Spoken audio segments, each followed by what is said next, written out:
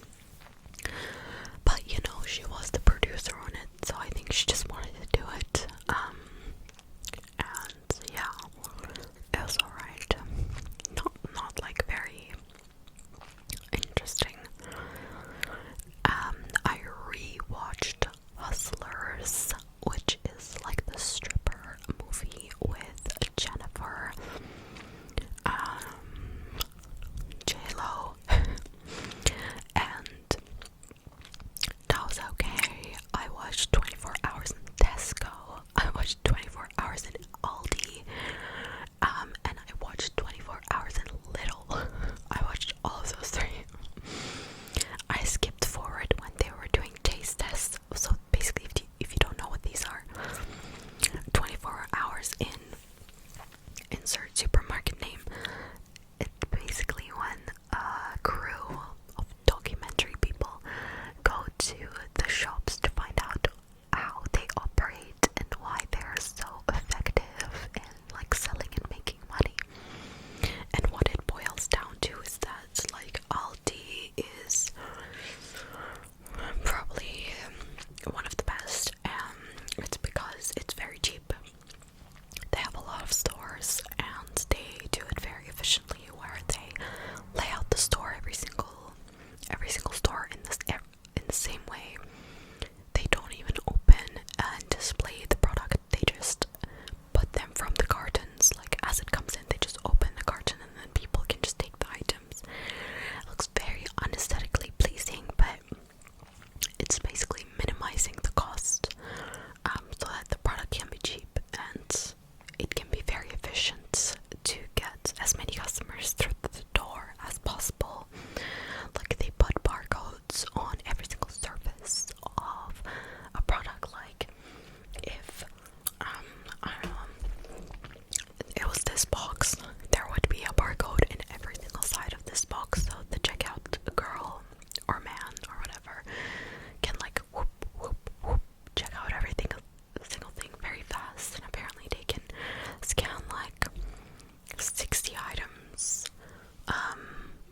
or 30 oh, that was so loud. I need to edit that out. Okay, apparently they can scan 30 items a minute or something, probably more.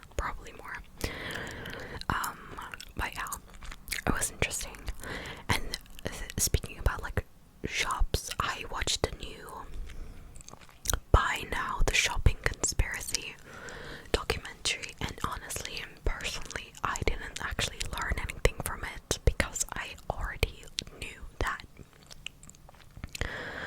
there's a lot of waste, and the ways that fashion and whatever creates the waste. I even knew about the technological side because I've been following Louis Rossmann. Louis Rossmann is another YouTube creator, and he has a repair shop in New York City, and he has been making videos for a long time and championing about the right to repair in the United States.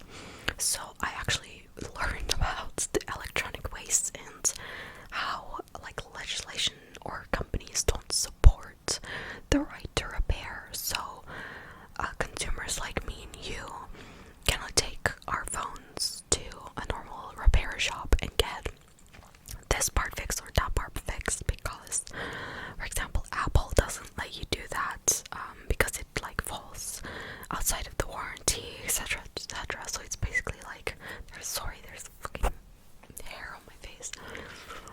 So it's basically like fighting for the right to repair. It talked about that. It talked about the fashion industry and the way that the fashion industry is polluting the earth, and tried to like visualize the amount of waste we're producing by probably like AI or animated visuals of like all these clothes and all these phones and all this stuff, shoes on the streets and stuff like that. But if you don't know much about that, I would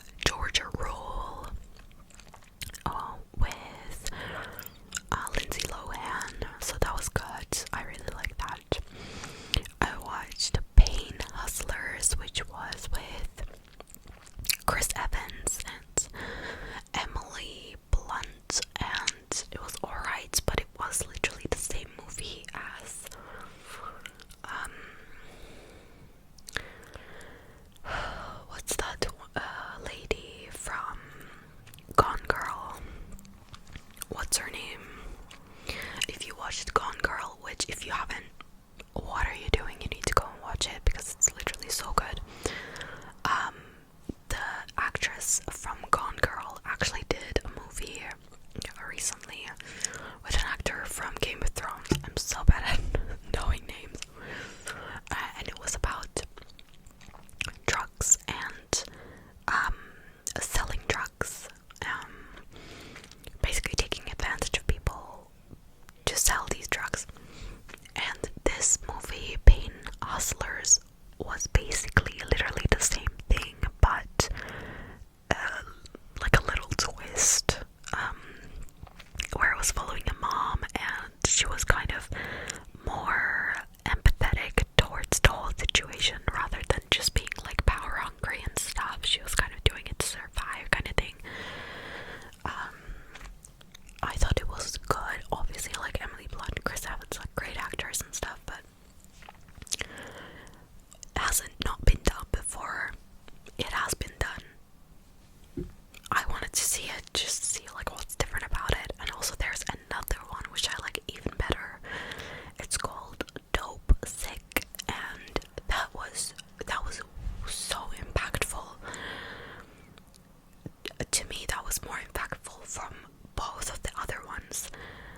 The one with the Gone Girl actress was kind of like unhinged.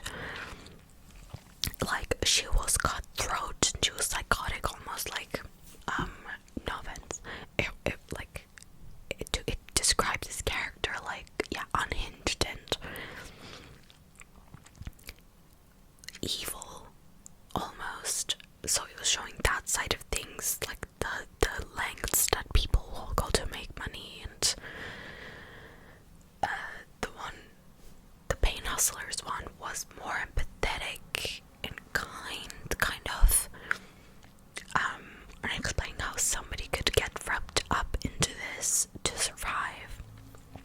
And then the Dope Sick one, which is like a limited series, with, I think it's Caitlin Dever or something. I love her. And there's Will Poulter, and then the other man that's like plays the doctor. I don't remember his name, but amazing performances, and it was heart-wrenching to watch. That was so sad and tragic, because like the Will Poulter was basically the person like trying to sell this drug, and he made an agreement with the doctor, and I think the doctor ends up, I'm sorry, this is a massive spoiler. If you do not want to know what happens in Dope Sick, please skip. But even if you know, I think you should watch it because it's gonna be good. And I think all of them focus on a different drug, by the way, but it's still, it's still the same thing. Pain medication being sold to people who do not need that pain medication. This one, Pain Hustlers, was about fentanyl and how they sold it. Also, this is all of them are like based on real stories, which is insane. So the Pain Hustlers one was based on fentanyl and how they first made this drug for a fentanyl-based drug for cancer patients. So cancer patients were in immense pain, and cancer patients with life expectancy that is low. So just like to help them. I guess with palliative care maybe, but with Dope Sick, I think it was Oxy, and again, oh yeah, and also it was made for cancer patients, but they prescribed it to normal people who came in with a headache, a tummy ache, or whatever, and then they get addicted to it, and they come back and back and back to these doctors, and the doctors keep prescribing them, so the people making the drug make more money. It's an evil thing. Very evil. Like, that's why I watched it anyways, because I really I enjoyed like the storyline and stuff. And in Dope Sick it was Oxy again, and that was so sad, because the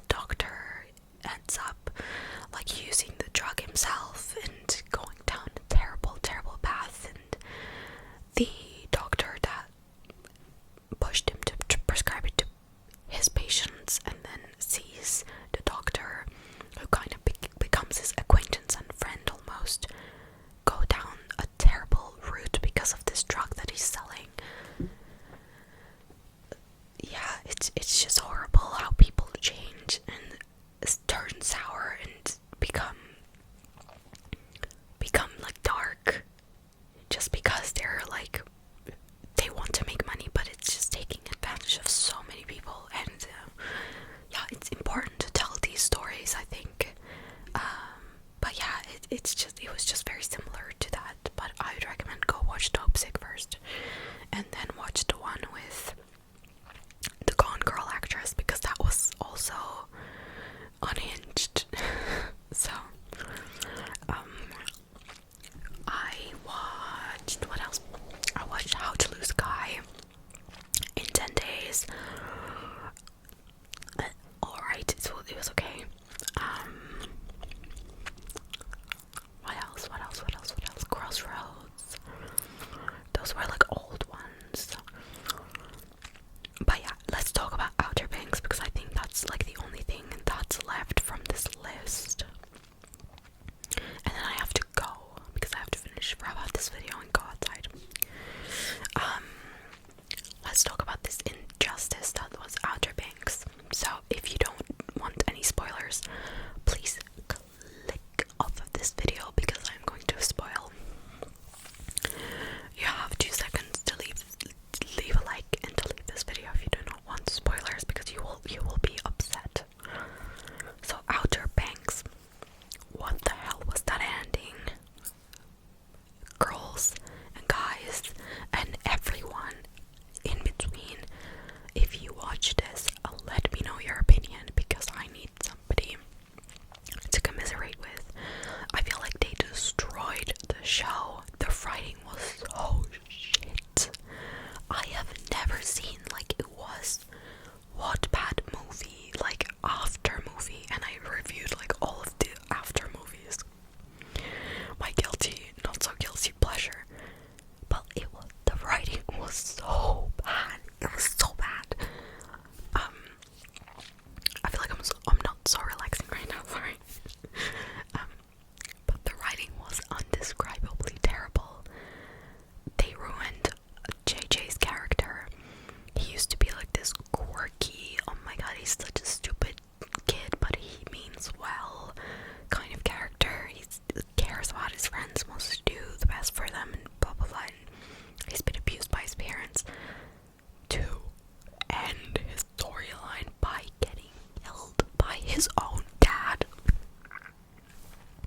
After literally, like, he has been a shitty character, also like a horrible person this whole, like, last season, and they wrote him out because of cast drama, like because of drama between Madeline and, is it Madison or Madeline? I think it's Madison.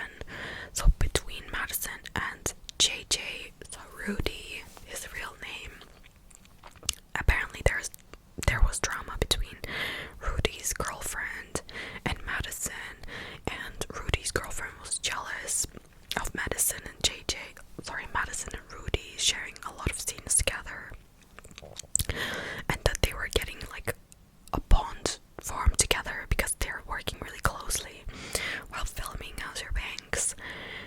And that's why they even apparently had to film some of the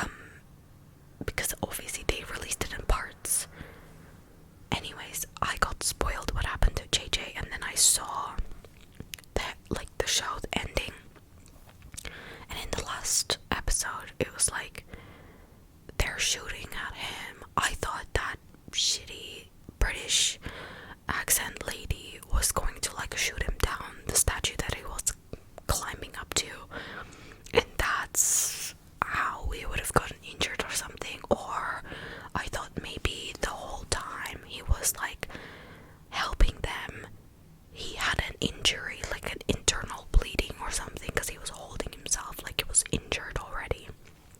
So I thought that maybe he was slowly dying because he just wanted to be there and help them, and it would have made sense, like if his injuries got too much and nobody realized because he was acting like everything was fine. I thought maybe they would have done that. So the whole time, because I knew what was going to end up happening, I was just waiting for it to happen and thinking of, oh, they could like something could happen like that, something could happen like this. But and then the most, like the best way, if they really wanted to like kill him, which is what happened, I thought it would have been really good for his character to protect Kira, to protect Key, to get in front of her when the British lady like pulls out a gun in front of Kira and like is like threatening to shoot her if you don't give me this artifact or whatever. And JJ like goes in front of her, and as like she shoots to like injure or kill Key, JJ like jumps in front of her and sacrifices himself to protect the love of his life. If that happened and that's how his life ended, I feel like that would have been such a good ending. Like, I don't want this character to die. Like, I never wanted this, because it makes no fucking sense.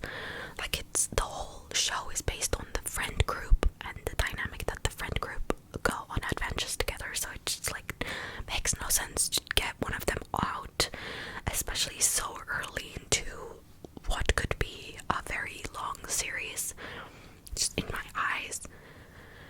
So and it would further go to prove that he would go to any length to protect the ones he loves. He would even be willing to sacrifice himself, and it would show that, and it would be a meaningful way to go. But they didn't do that. That lady was shooting at him. He was on a big statue trying to retrieve something they were after.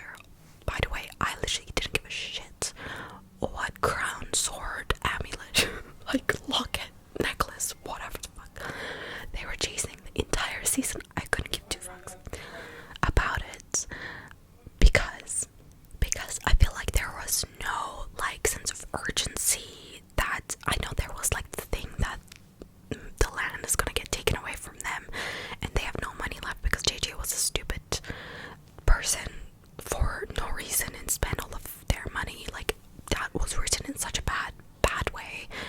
Like, the money could have been stolen from them. Why didn't you just write that instead of making JJ look like the worst person in the entire world? This whole season, every single episode, they found some reason to make JJ the worst person ever. Like, what happened in, I think it was the first episode where like the money, all of his money, all of their money basically JJ spent on something,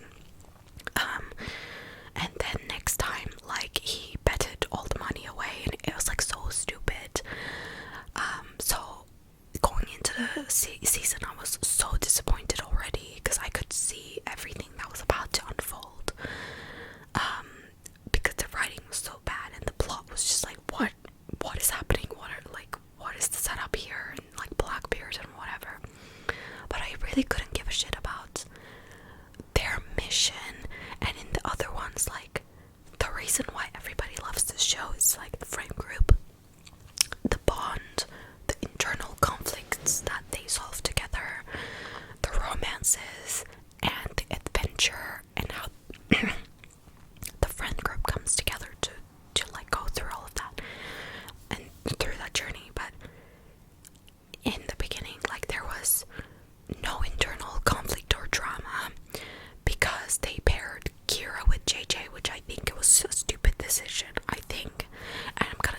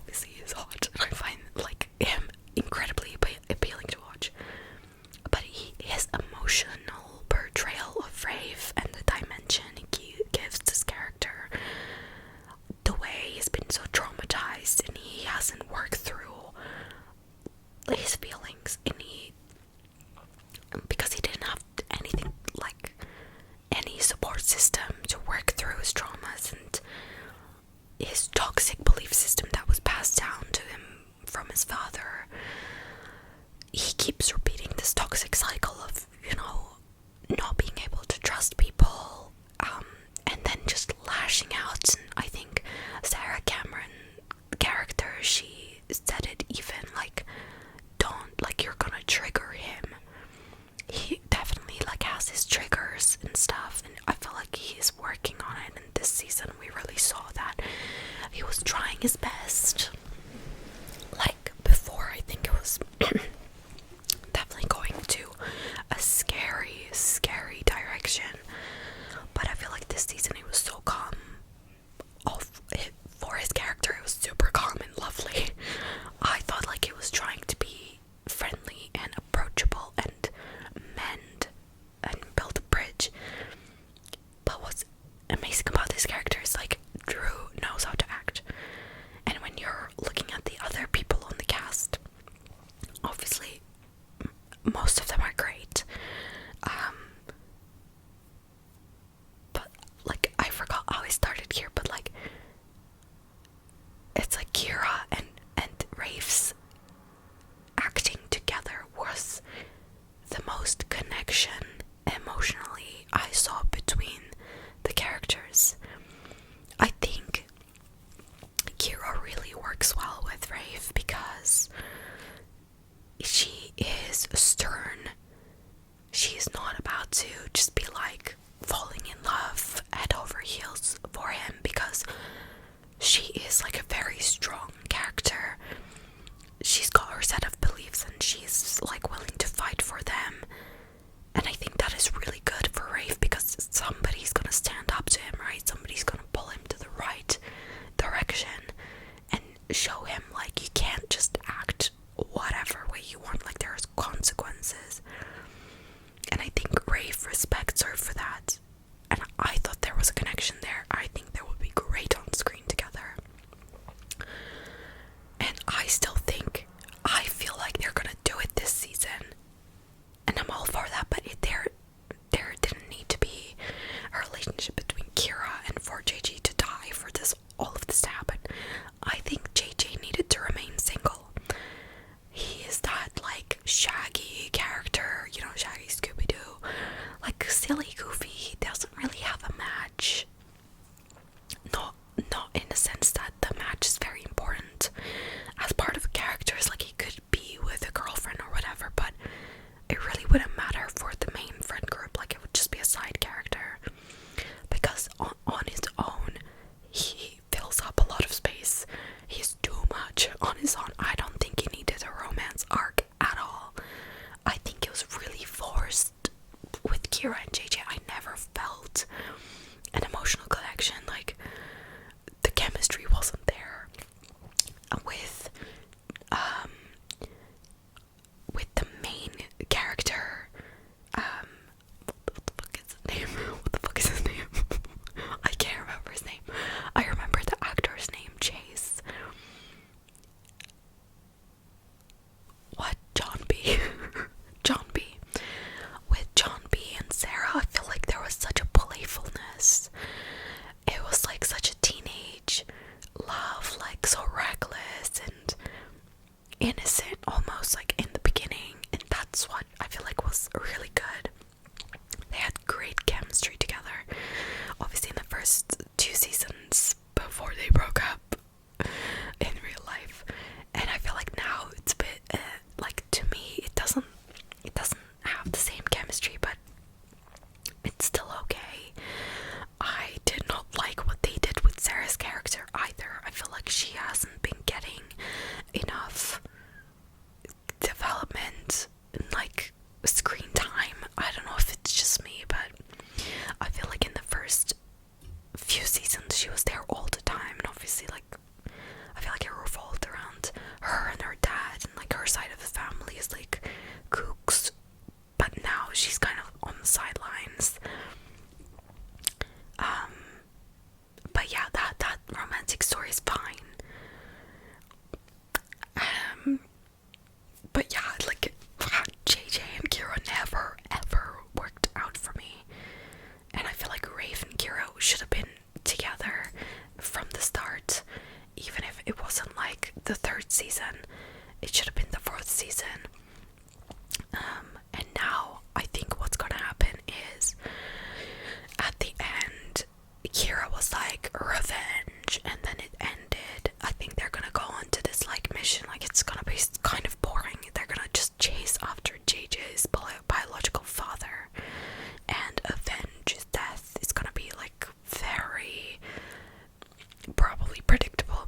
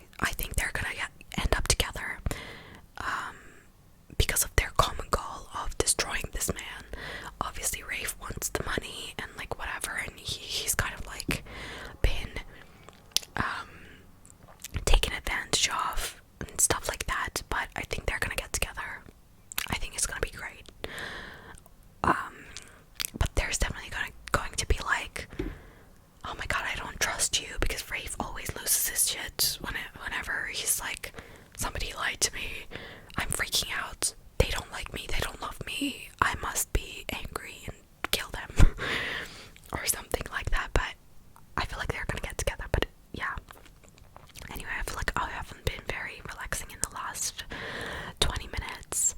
But let's read this review because it's so funny.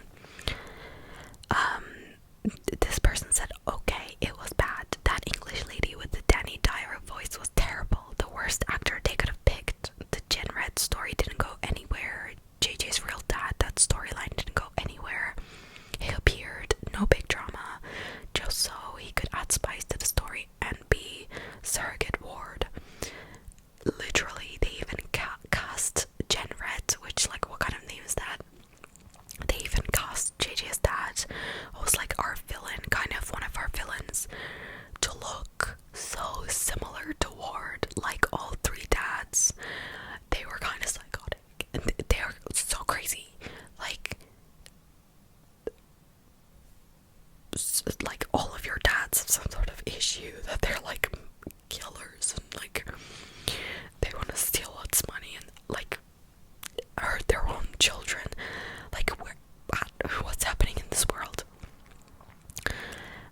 Where did Luke go? One of the better actors, and they barely used him. JJ was an annoying character anyway. And what about Pope's family history storyline? Yes, they were gonna do, like, Pope was discovering something about his family, and they completely forgot about that. He got, like, in prison or something. Like, they were gonna send him to, like, the military, the Navy, or something like that. Like, can Pope just sign up to university? Please. Can he get some justice and, like, sign up to university and just do what he needs to do? Like, also, I don't know how he got interested in, like, forensic. Was it like ballistics or something? He said that he wanted to study forensics or ballistics. I don't know how he got into that. I feel like he probably would have been like a stats kind of guy, like statistics, maybe business. I don't know, I see that in him for some reason. Or yeah, some statistics kind of guy, because he's always like, oh, probability of this, that, the other. But yeah, I feel like it's very lazy that they're not doing anything with Pope.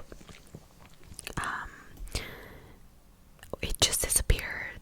The whole crew of bad guys led by the English lady, there was nothing scary or menacing about them. That's what I'm saying. There's no like, the audience needs to feel like something is at stake. Nothing's at stake, really. Like, they could try another way to find the money they need just to have their Pokelandia. They should have just never gambled with that money anyway. It's just like, do you really have to? I don't know, like, and they're like so bad at shooting. Also, oh my god, I just realized JJ's like long, I was gonna say sequence, but it's basically like a continuous shot of him destroying shops in town. JJ just went on a rampage, just like smashing up windows and stuff like that. Why? He was just acting horrible for no reason. Like, what did the shopkeepers do to you? The whole crew of bad guys, not scary. And why was she so bad in this? Who let her act like the worst EastEnders actor? I want to know why they were scared of her. She didn't threaten them. She wasn't coercing them. Why were they scared of her? They fumbled around looking seedy and behaving as sinister as a mug of cocoa. Oh, that lady belongs in a seaside Christmas pantomime. As for the Morocco episode, it was so lame. People don't wear eye goggles and shawls made of sackcloth anymore. It was patronizing. Yeah, everybody like put on these like weird outfits, and I was like, okay, have you ever been to Morocco? It looked like they hadn't done any work on researching, and it looked like the show is getting too big for its homegrown nature. It was just embarrassing to watch. The whole Morocco episode, frankly. The end was far too Indiana Jones with the music and the dust storm. Okay, OBX now has a theme, so they committed to the all hands on deck for the loot snatch. But what happened to the baddies in the end? It wasn't just JJ's dad looking, it was all of them. Where did all the people that was chasing them to like shoot them with? They had so many guns. There were so many men that were like running after the whole group of friends. Like they're running into this like Moroccan city, like going like in and out of like jumping onto the rooftop, like climbing this and that, and like closing the door. And Pope's holding the gun, and like Cleo's like, "Oh my God, Pope, are you gonna like shoot them?" Whatever. They're running away from all of these men. JJ climbs up that thing, and then the lady like tries to shoot at him. Then he comes down. Then they go, like Kira and JJ get into the town, run, and then they're like talking. They found the artifact. They're like, "Oh my God, everything's gonna be good." Meanwhile, you notice a lack of bad guys. All of the people with the guns that were chasing them 2 seconds ago disappeared. The lady disappeared. All of her men disappeared. Where did they fucking go? Did they disappear into thin air? Did the dust storm get them? Because the dust storm looked stupid as hell. But like, where did the guys go? It just makes no sense. If they were chasing them, why would they just suddenly stop? It's not like they think that the kids just will vanish. It was so stupid. It was so stupid.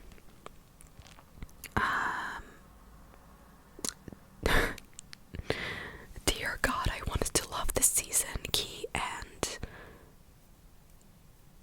JJ, well, that was a whiny relationship from the beginning anyway. And Rafe more than be the replacement for JJ, since Drew Starkey is a good actor and Rafe is just a better character. Next time, bring back the Rafe's drug dealer friend actor. That's so true. I missed Country Club. I missed Country Club. It was so funny. I feel like what's wrong with, also something else that's wrong with the show is like there is no comic relief. Like they do some jokes, but they don't really land. Yeah, I think the writing just got super lazy, and they're just like focusing on churning out the seasons, while all of the other actors are like, because obviously they got popular, so they're working on a bunch of different projects now. They probably don't want to do it as much, but like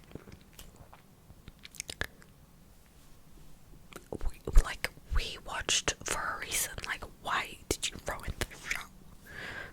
Someone said that this season was a rough watch for a show with so much potential and a lot of earned goodwill from the earlier seasons. The second half of season 4 was a train wreck, incoherent story that is so erratic. Plot points are just forgotten, and we're expected to simply go along with everything. At the end, we just forgot the Corsairs were right on their heels in Morocco. They literally just disappear. Yes, Nathaniel, thank you. Confusing jumps in the story. The chemistry is off with everyone. Exactly. Really unrealistic, super impulsive. Exactly. Oh my God, I completely forgot there was a time right before like the end when they're like on their way to Morocco. They are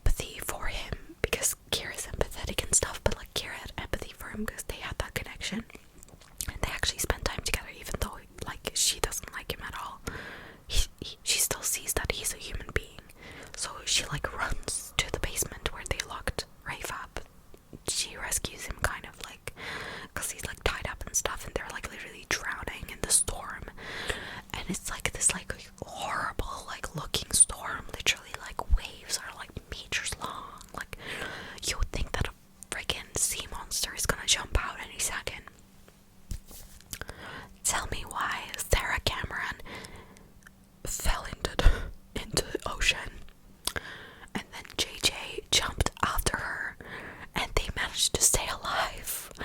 And they washed up to the shore, and they're like walking, and then they see everybody else, and they're like, oh my god, you guys are alive. It was the most unrealistic thing I've ever seen. It was so laughable. And also, like, the freaking ship, like, obviously, like, hits the shore. They're like shipwrecked on this like beach, and for the whole day they're like worried that, you know, Sarah and JJ are gone and possibly dead, but they're not doing anything about it. They didn't show them like looking around. They're just like yelling out for them. Bro, if you have been drowning in the sea and you potentially washed up the shore, do you think you're conscious? Why are you yelling for them? Why don't you go walking up and down the shore to find them? It was just stupid. It was just stupid. And then they just like sat there and waited. For what?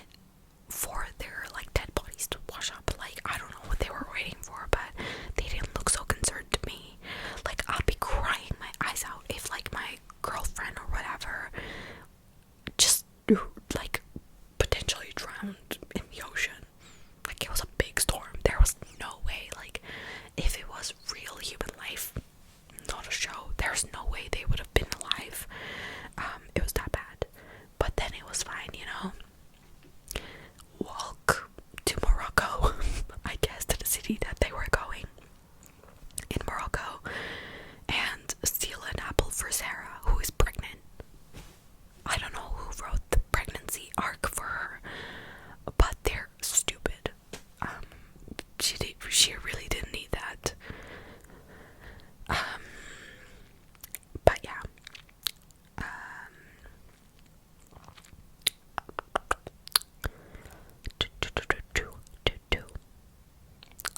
But yeah, and JJ's ending, just being stabbed by his dad. Just, I don't even want to talk about it because it was just, what was that? But yeah, that was my rant. I really needed to let that out. I probably like forgot some of my opinions, but you let me know if you have any strong opinions about this series, because I know a lot of people like it and were very upset, and thousands of people have been commenting on their OBX's Instagram demanding justice, and just being upset overall. But yeah, I hate Netflix because they do this to my shows, and they've cancelled so many shows that I liked, that had so much potential, that had so many fans behind them. Who knows why they do what they do? They're just like money greedy. Cancel your subscription, yay.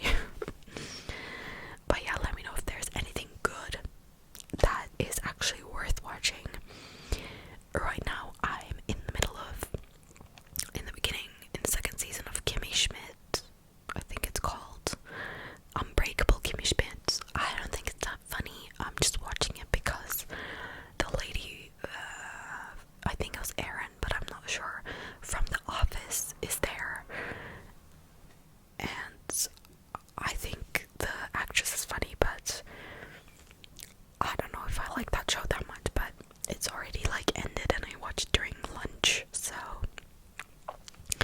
And Grey's Anatomy, I haven't watched the last episode yet, so do not tell me, because that's another writer drama.